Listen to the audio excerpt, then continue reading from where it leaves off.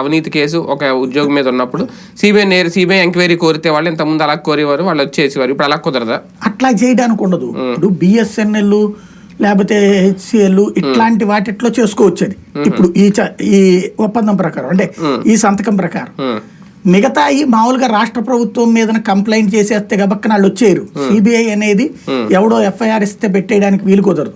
CBI system ఏంటంటే either కేంద్ర ప్రభుత్వం దర్యాప్తుకు ఆదేశించాలి లేదా న్యాయస్థానం దర్యాప్తుకు ఆదేశించాలి. ఈవెన్ రాష్ట్ర ప్రభుత్వం ఆదేశిస్తే కూడా సిబిఐ దర్యాప్తు చేయదు. రాష్ట్ర ప్రభుత్వం సిబిఐని రిక్వెస్ట్ చేస్తే సిబిఐ కేంద్ర ప్రభుత్వం నోటీసుకి తీసుకెళ్తే కేంద్ర హోంశాఖ ఓకే చేస్తే మాత్రమే దర్యాప్తు చేయాలి. ఎట్టబడితే అట్ట చేయడానికి వీల్లేదు సిబిఐ.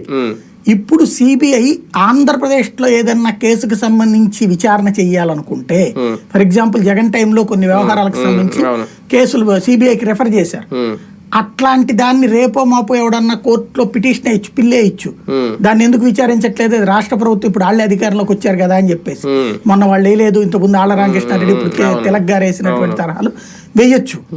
అలా వేసినప్పుడు ప్రాబ్లం రానియకుండా ముందు జాగ్రత్తగా తీసేసుకున్నారు. ఇక్కడ ఏమని అంటే రాష్ట్ర ప్రభుత్వం మీద విచారణ చేయాలంటే, రాష్ట్ర ప్రభుత్వ అధికారులు ఏంటంటే రాష్ట్ర ప్రభుత్వం మీద, రాష్ట్ర ప్రభుత్వం మీద విచారణ చేయాలంటే అనుమతి తీసుకోవాలి సపరేట్ గా అని పెట్టారు.